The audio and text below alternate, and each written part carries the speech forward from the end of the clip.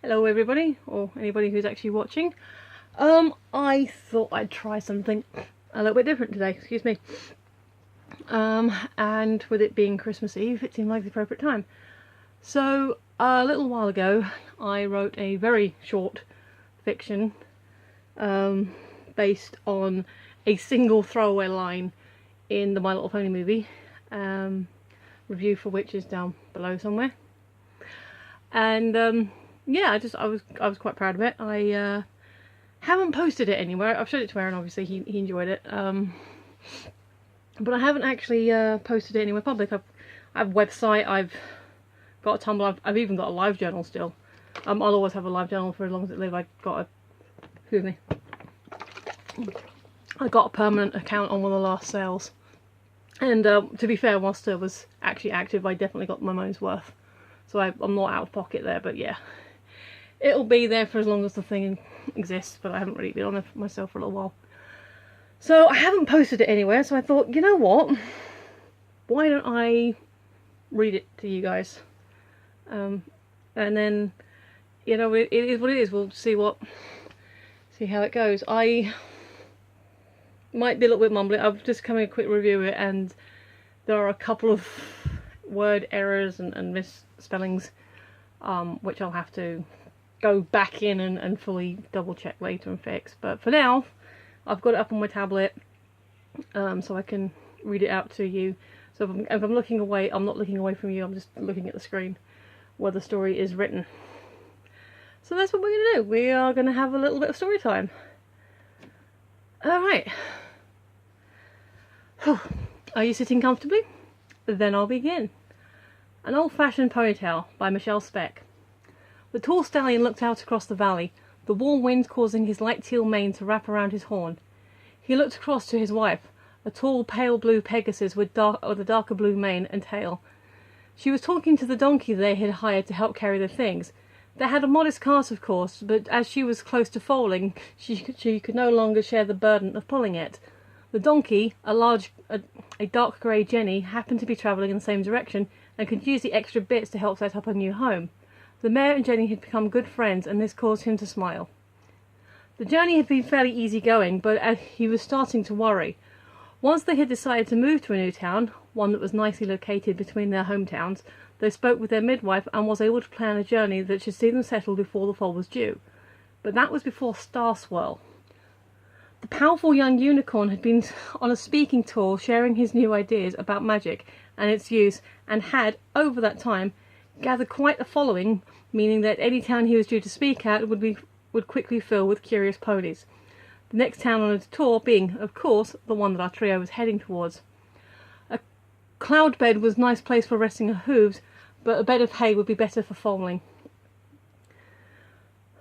They reached their destination 2 days later, and as he feared, the small town was almost filled with excited ponies, of all types and colours. They found their way to the main street with the cosy-looking stables on either side. Taking off the harness he had been wearing that morning, he nuzzled his blooming bride and asked if she minded waiting while he and the Jenny made inquiries. They each took a side of the road and set about their task, but at every door they were met with the same response: "No room at the stable." The trio continued into town, hoping they would have better luck further in, but as it was such a small town, he wasn't confident. The morning turned to afternoon, and they were almost at the other side of town when a small white building caught their attention. It didn't look like a stable, but it seemed inviting. There was a simple sign above the door. It had a single word upon it, but one that they did not know. "Inn." A pair of friendly earth ponies waved them over. "You look weary, sir, and your fine-looking mare looks like she's ready to foal. Our rooms may not be as fancy as the one in the stables hereabout, but they are warm and friendly. And the hay is fresh." After agreeing a price, they were led to their rooms, the couple in one room, the Jenny in the room opposite. Later the same afternoon, 3 academic unicorns arrived, one of whom was a nurse, and was more than happy to lend a helping hoof when the Pegasus started her labour later that night.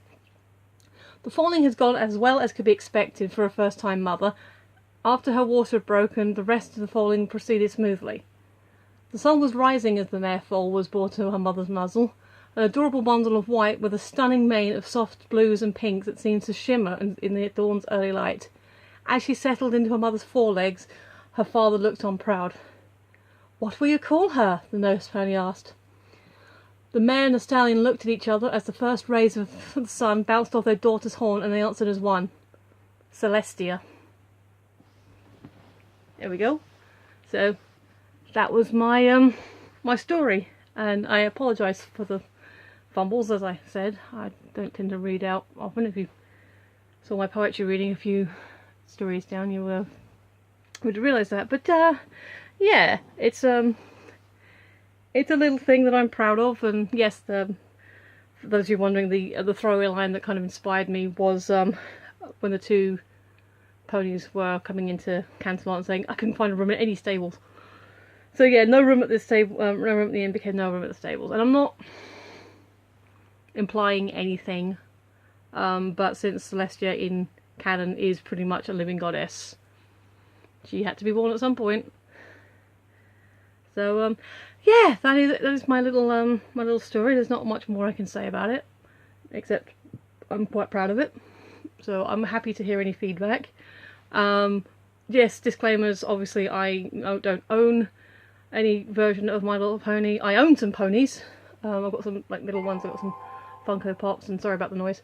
But yeah, so I claim no ownership to any of the characters or properties. Even my OCs, I don't really claim ownership of, because, well, Celestia must have had parents, so therefore they must have existed already. Therefore, I can't really own them.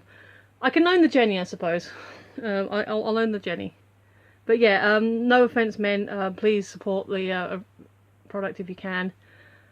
And yeah, it's Christmas Eve. I'm quite warm in this jumper.